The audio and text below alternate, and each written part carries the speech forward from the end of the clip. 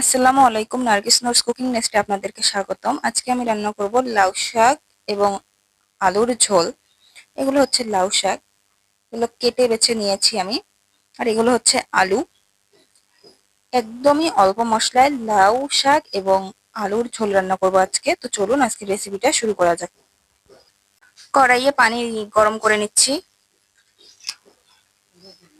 এবার লাউ শাকগুলো এতে দিয়ে দিব।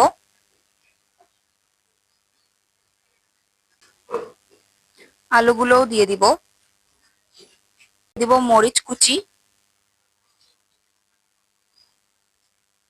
স্বাদ মতো লবণ, দিয়ে দিব সামান্য হলুদ। নেড়ে চেড়ে মিশিয়ে নিব।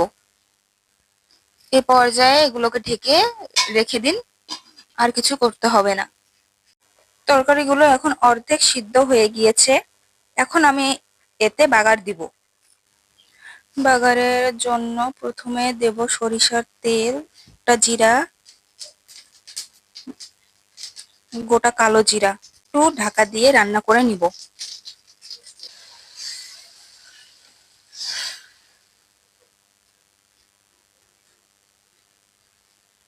এটাকে এখন আর একটু রান্না করে নিব আমরা।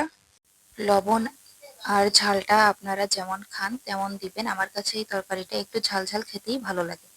অসম্ভব সহজ এবং সুস্বাদু এই রেসিপিটি একবার হলে ট্রাই করে দেখবেন। খেতেও যেমন মজাদার তেমন সহজ। আর ভালো লাগলে অবশ্যই কমেন্টে জানাবেন। ধন্যবাদ।